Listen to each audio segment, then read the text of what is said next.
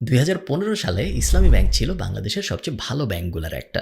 একটা ব্যাংকের ভালো হইতে যা, যা দরকার তার সবকটা ইসলামী ব্যাংকের ছিল। তারল্য সংকট থাকা যাবে না। ইসলামী ব্যাংকের কোনো তারল্য সংকট ছিল না। ইনাফ লিকুইডিটি ছিল। সেকেন্ড, কাস্টমারের ট্রাস্ট থাকতে হবে অনেক। ইসলামী ব্যাংকের উপর মানুষের অনেক ট্রাস্ট ছিল। এবং থার্ড, কোনো বাজে লোন দেওয়া যাবে না। ইসলামী ব্যাংক তেমন কোনো বাজে লোন ২০১৫ সাল পর্যন্ত দেয় নাই। ইনফ্যাক্ট আমি আপনাদের উদাহরণ দিই, তাহলে আপনারা বুঝবেন ওই সময় মানুষের ট্রাস্ট ইসলামী ব্যাংকের উপর কিরকম ছিল। ২০১৫ সালে টোটাল যত রেমিটেন্স আসছে বাংলাদেশে তার ২৭%ই আসছে ইসলামী ব্যাংকে। এবং বাংলাদেশে কিন্তু টোটাল ব্যাংক ৬২টা। আপনি চিন্তা করেন ৬২টা ব্যাংকের কম্পিটিশনে টোটাল রেমিটেন্স যত আসছে বাংলাদেশে তার ২৭%ই নিয়ে গেছে একটা ব্যাংক, সেটা হলো ইসলামী ব্যাংক। শুধু তাই না, টেক্সটাইল অ্যান্ড গার্মেন্টস ইন্ডাস্ট্রির ৫/১ লোন নেওয়া হইতো সেই সময় ইসলামী ব্যাংক থেকে। ইসলামী ব্যাংক সবচেয়ে বড় কোম্পানিগুলোর একটা ছিল যারা ভালো লোন দিত। ফাস্ট ফরওয়ার্ড মাত্র ৯ বছর, আপনি দেখেন কি হইল। ইসলামী ব্যাংকে অ্যাকাউন্ট খোলার কথা এখন মানুষ ভুলেও ভাবে না। ইসলামী ব্যাংকে যাদের অ্যাকাউন্ট ছিল, যাদের টাকা পয়সা ছিল, তারা বেশিরভাগই অ্যাকাউন্ট ক্লোজ করছে অথবা টাকা পয়সা সরাই নিয়ে গেছে। অনেকে আছে যাদের হয়তো একটু অ্যাকাউন্ট আছে, বাট ওই অ্যাকাউন্টটা এখন আর মেজর টাকা নাই। এবং ইসলামী ব্যাংক এখন এমন একটা ব্যাংক হয়ে গেছে যেই ব্যাংকের মালিকানা নিয়ে পরিচালনা পরিষদের মধ্যে গোলাগুলি পর্যন্ত হয়। কিভাবে এই জিনিস হইল? কিভাবে মাত্র ৯ বছরের মধ্যে সবচেয়ে ভালো একটা ব্যাংক থেকে সবচেয়ে খারাপ একটা ব্যাংকের উপাধি পেল ইসলামী ব্যাংক, জানার চেষ্টা করবো আমরা আজকের এই ভিডিওতে। এই ভিডিওটা যদি আপনাদের ভালো লাগে তাহলে বিজনেস স্ট্যান্ডার্ডের একটা আর্টিকেলের লিঙ্ক আমি দিয়ে দিব ডেসক্রিপশনে। ওই আর্টিকেলটা যদি আপনারা পড়েন তাহলে আপনারা এই বিষয়ে আরো বিস্তারিত জানতে পারবেন। এটা কোনো স্পন্সর্ড বা এরকম কিছু না। ওই আর্টিকেলটা আমি পড়েছি এবং ওখান থেকেই আমি এই ভিডিওর আইডিয়াটা পেয়েছি, যে কারণে আমি এই জিনিসটা শেয়ার করলাম আপনাদের সাথে। ২০১৩ সালের কথা। আওয়ামী লীগ সরকার ক্ষমতা আসলো ২০০৯-এ।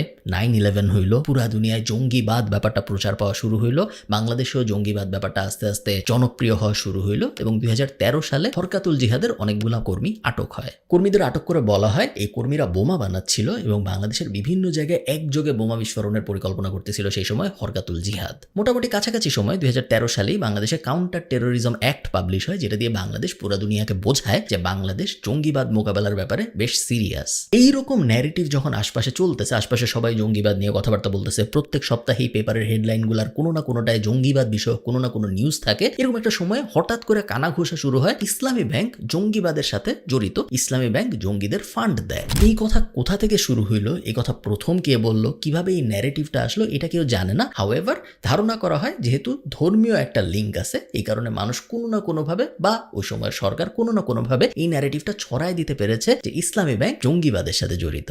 ওইরকম একটা সময়ে সোনালী ব্যাংকের চেয়ারম্যান খুব বোকার মতো একটা কাজ করেন। তিনি পাবলিকলি সবার সামনে বলে বসেন যে বাংলাদেশ সরকারের উচিত কোন কোন ব্যাংক জঙ্গিবাদের মদত দেওয়ার সাথে জড়িত এটা খতিয়ে দেখা। এখন সাধারণ মানুষ বলা এক জিনিস, বাট যখন সোনালী ব্যাংকের প্রধান, বাংলাদেশের সবচেয়ে পাওয়ারফুল সরকারি ব্যাংকগুলোর একটা হলো সোনালী ব্যাংক, এই ব্যাংকের প্রধান যখন এরকম একটা জিনিস একদম সবার সামনে বলে বসে, তাহলে মানুষের কি দাঁড়ায় মনের মধ্যে? মানুষের মনের মধ্যে এটাই দাঁড়ায় যে উনি যখন বলছে তখন মনে হয় কোনো না কোনো ব্যাংক নিশ্চয়ই জঙ্গিদের মদত দেওয়ার সাথে জড়িত, নাহলে তো সোনালী ব্যাংকের প্রধান এরকম একটা কথা বলতো না, তাই না? এই সময় মন্ত্রী ছিলেন শামসুল হক টুকু, এবং শামসুল হক টুকু একদিন একটা মিটিংয়ে যান এবং মিটিং থেকে উনি যখন বাইরে আসেন তখন বাইরে সাংবাদিক দাঁড়ায় ছিল। কোনো অর্গানাইজড প্রেস কনফারেন্স বা এরকম কিছু না, সাংবাদিকরা এমনি বাইরে দাঁড়ায় ছিল, অনেক কিছু জিজ্ঞেস করতেছিল শামসুল হক টুকুকে। জিজ্ঞেস করতে করতে এক পর্যায়ে সাংবাদিকের এক প্রশ্নের জবাবে উনি বলে বসেন ইসলামী ব্যাংকের প্রফিটের 8% টাকা খরচ করে জঙ্গিদের ফান্ডিং এ। পুরা বাংলাদেশের ব্যাংকিং ব্যবস্থা একদিনের মধ্যে কেঁপে ওঠে এরকম একটা কমেন্ট শোনার পরে।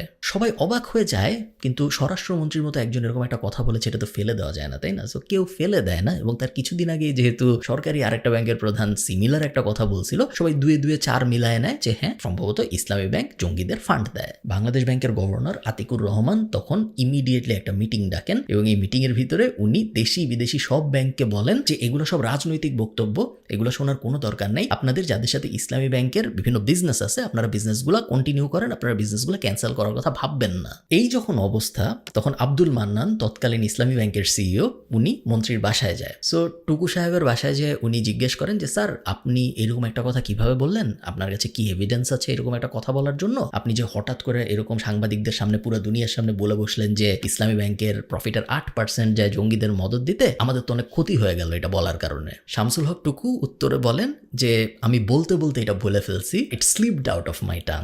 যাই হোক, এরপরে আস্তে আস্তে ইসলামী ব্যাংকের উপরে মানুষের ট্রাস্ট কমা শুরু হয়, বাট তেমন মেজর কিছু তখন পর্যন্ত হয় নাই। এই হইতে হইতে 2014 সাল চলে আসে এবং আরেকটা ইলেকশন হয়, যে ইলেকশনে আবারও আওয়ামী লীগ পাওয়ারে আসে এবং আওয়ামী লীগ একচ্ছত্র অধিপত্য নিয়ে পাওয়ারে আসে, প্রায় সব সিটি আওয়ামী লীগের ওই সময়। অনেকে বলে এবার পাওয়ারে আসার পরেই অ্যাকচুয়ালি আওয়ামী লীগ ইসলামী ব্যাংকের এগেইনস্টে 8-60 বেঁধে নামে। প্রথমেই ইসলামী ব্যাংকে 4 জন পরিচালক নিয়োগ দেওয়া হয় বাংলাদেশ ব্যাংক থেকে। এই পরিচালকরা এসেই নর্মাল কার্যক্রম সব বাদ দিয়ে অডিট বন্ধ করা, নতুন অডিট শুরু করা, একদম হাউকাউ কাপচাপ একটা অবস্থা লাগায় দেয় ইসলামী ব্যাংকের ভিতরে বাইরের থেকে 4 পরিচালক এসে। এইরকম একটা সময়ে সবাই অদ্ভুত একটা জিনিস নোটিস করে। দেখা যায় কিছু কোম্পানি পাগলের মতো ইসলামী ব্যাংকের শেয়ার কেনা শুরু করছে। এখন ইসলামী ব্যাংক ঢাকা স্টক এক্সচেঞ্জের লিস্টেড কোম্পানি, ওদের শেয়ার যে কেউ কিনতে পারে, আপনি আমিও কিনতে পারি, কোনো সমস্যা নেই। বাট মানুষ অবাক হয় এই জন্য যে দেখে ইসলামী ব্যাংকের শেয়ার এমন এমন কোম্পানি কিনতেছে যাদের আপাত দৃষ্টিতে ইসলামী ব্যাংকের শেয়ার কেনা ছাড়া আর কোনো কাজ নাই। যেমন আমি আপনাদের উদাহরণ দিয়ে আমি এখানে লিখে রাখছি, Excel Dyeing and Printing Limited, Armada Spinning Mill Limited, Paradise International, এরকম বিভিন্ন কোম্পানি, যেসব কোম্পানির কোনো অফিস নাই, কোনো কার্যক্রম নাই। এই যে Excel Dyeing and Printing Limited, আপনার মনে হতে পারে এটা মনে হয় ডাইং অ্যান্ড প্রিন্টিং রিলেটেড একটা ব্যবসা, বাট না, ওদের একমাত্র কাজই হইলো এই কোম্পানিটা খালি ইসলামী ব্যাংকের শেয়ার কিনে, ওরা আর কিছু করে না। 6টা এরকম পেপার কোম্পানি মিলে 100 কোটি টাকারও বেশি শেয়ার কিনে ইসলামী ব্যাংকের। কেউ জিজ্ঞেস করে না যে এই 100 কোটি টাকার শেয়ার যারা কিনতেছে এই কোম্পানিগুলো আসলে কারা, এদের কাছে এত টাকা কিভাবে আসতেছে, এত এত কোটি কোটি টাকার শেয়ার কিনতেছে ইসলামী ব্যাংকের, কেউ জিজ্ঞেস করে না। সাধারণত আপনি যদি কোনো একটা কোম্পানির একটা পার্সেন্টেজের মালিক হন, সেক্ষেত্রে আপনি ওই কোম্পানি পরিচালনা পরিষদে বসতে পারেন। যেমন ইলন মাস্ক যখন টুইটারের একটা বড় পার্সেন্টেজ কিনে ফেলছিল শুরুতে, তারপর কিন্তু ইলন মাস্কের ভোটিং পাওয়ার সৃষ্টি হয়েছিল টুইটারের ভিতরে। তো এই পেপার কোম্পানিগুলোর কাছে এত পরিমাণ ইসলামী ব্যাংকের শেয়ার চলে আসে যে এই পেপার কোম্পানিগুলোর প্রত্যেকেই নিজেদের পরিচালক বসানোর সুযোগ পায় ইসলামী ব্যাংকের ভিতরে। মাত্র 1 মাসের মধ্যে ইসলামী ব্যাংকের সিইও বদলায় যায়, ডিরেক্টর বদলায় যায়, পরিচালকরা সবাই বদলায় যায়। মোটামুটি ইসলামী ব্যাংকের উপরের লেভেলে যত কর্মকর্তা ছিল সবাইকেই বদলায় ফেলা হয় এই নতুন অ্যাপয়েন্টেড পরিচালকদের দ্বারা। এই পেপার কোম্পানিগুলোর মালিক কে ছিল জানা যায়, এই প্রত্যেকটা পেপার কোম্পানির মালিক ছিল আসলে এস আলম গ্রুপ। অফিসিয়ালি ইসলামী ব্যাংকের মতন আছে, বাট অ্যাকচুয়ালি সবাই বুঝতে পারে যে ইসলামী ব্যাংক এখন চলে আসছে এস আলম গ্রুপের অধীনে। আচ্ছা, মনে করেন আমি আপনাকে একটা ব্যাংক দিলাম, কোনো কথা নাই বার্তা নেই, আপনাকে বললাম যে আজকে থেকে আমি তোমাকে একটা ব্যাংক দিচ্ছি, তুমি এই ব্যাংকের মালিক। আপনি কি করবেন? অপশন 1, আপনি যদি ব্যবসায় ভালো হন বা আপনার যদি ব্যবসা করতে আগ্রহ থাকে, আপনি বলতে পারেন যে আমি এই ব্যাংককে ব্যাংকের মতো করেই চালাবো, আমি লোন দিব, লোন থেকে ইন্টারেস্ট আসবে, আমার ইনকাম হবে, আমি আবার মানুষকে ডিপোজিট স্কিম দিব, মানুষ ডিপোজিট রাখবে, আমি ইন্টারেস্ট দিব, ওই মাঝখানে যে ডিফারেন্সটা আসবে ওটা হবে আমার ইনকাম। যেভাবে পুরা দুনিয়ায় ব্যাংকিং চলে, আমি ব্যাংককে ব্যাংকের মতো করে চালাবো। অপশন 2, আপনি বলতে পারেন যে আমার ভাই ব্যাংক লাগবে না, আমি ব্যাংকের কিছু বুঝি টুঝি না, আমি ব্যাংক বেচে দিব, আপনি ব্যাংক বেচে দিলেন। অপশন 3, যেটা এস আলম গ্রুপ করে, সেটা এই দুইটার একটাও না, সেটা পুরোপুরি অন্য আর একটা ব্যাপার। ইসলামী ব্যাংক যখন তাদের হয়ে যায় তখন তারা ঠিক করে যে তারা এখন থেকে ইসলামী ব্যাংক থেকে অনেক লোন নিবে, অনেকটা নিজের ব্যাংক থেকেই নিজের লোন নেওয়ার মতো একটা সিচুয়েশন তৈরি হয়, যেখানে কোনো লোন কখনো আটকায় না, কারণ ওই ব্যাংকও আমাদের, বাকি সব কোম্পানি যারা লোন নিচ্ছে সেগুলোও আমাদের। S Alam steel and sugar factory নেয় 4200 কোটি টাকা, S Alam vegetable oil company নেয় 4100 কোটি টাকা, S Alam super oil company নেয় 3900 কোটি টাকা। মাত্র 5 বছরের মধ্যে দেখা যায় এস আলম গ্রুপের অধীনে যেসব কোম্পানি ছিল তারা ইসলামী ব্যাংক থেকে টোটাল লোন নিয়েছে 14,000 কোটি টাকারও বেশি। এবং অবশ্যই এই লোনের কোনো টাকা তারা কখনো ফেরত দেয়নি, বিকজ নিজেদের ব্যাংকে নিজেরা টাকা ফেরত দেবো কি জন্য, আমাদের।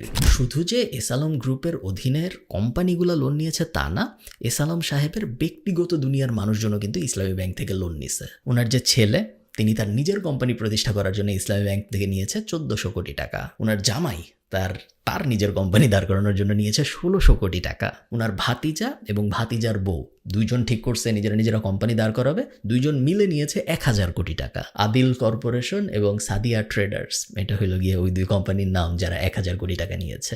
একটা ব্যাংক কখনোই এত পরিমাণ অপরিশোধিত লোন দিয়ে চলতে পারে না, এটা কখনোই সম্ভব না একটা ব্যাংকের পক্ষে যে আমি হাজার হাজার কোটি টাকা খালি লোনই দিচ্ছি, আমি এই লোন রিকালেক্ট করতে পারতেছি না, আমার এই লোন পরিশোধ হচ্ছে না, চলা সম্ভব না এভাবে। ইসলামী ব্যাংকের অবস্থা এক্স্যাক্টলি তাই হয়েছে। ইসলামী ব্যাংক মোটামুটি পুরোপুরি ধ্বংস হয়ে গেছে বলা যায়। ইসলামী ব্যাংকের তারল্য সংকট চরমে। ইসলামী ব্যাংকের প্রত্যেক মাসে লোন নিতে হয় সেন্ট্রাল ব্যাংক থেকে, বাংলাদেশ ব্যাংক থেকে, শুধুমাত্র ওই মাসে যারা ইসলামী ব্যাংকে চেক জমা দিছে বা যারা ফিক্সড ডিপোজিট ভাঙাইতে চায় তাদের টাকা পরিশোধ করার জন্য। এবং এটাই স্টোরি। এইভাবে ইসলামী ব্যাংক মাত্র 5 থেকে 7 বছরের মধ্যে সবচেয়ে পাওয়ারফুল, সবচেয়ে প্রমিনেন্ট, একদম ideal example of a bank থেকে জাস্ট লোন দেয়া, আজে বাজে লোন দেয়া, লোন কোনোদিন ফেরত নিতে না পারা করাপ্ট একটা ব্যাংকে পরিণত হয়েছে। কিছুদিন আগে আওয়ামী লীগ সরকার পতনের পরে বেশ বড়সড় পরিবর্তন ঘটে চারিদিকে, এবং ইসলামী ব্যাংকের ভিতরে এই পরিবর্তনের ছোঁয়া দেখা যায়। শোনা যাচ্ছে 2017 সালের পরে এস আলম গ্রুপের ইসলামী ব্যাংক অধিগ্রহণের পরে যত মানুষকে নিয়োগ দেওয়া হয়েছিল, অ্যাটলিস্ট উপরের স্তরে যত মানুষকে নিয়োগ দেওয়া হয়েছিল তাদের সবাইকে বাইর করে দেওয়া হবে এবং ইসলামী ব্যাংক আবার পুনর্গঠন করা হবে। অ্যাকচুয়ালি কতটুকু কি হবে,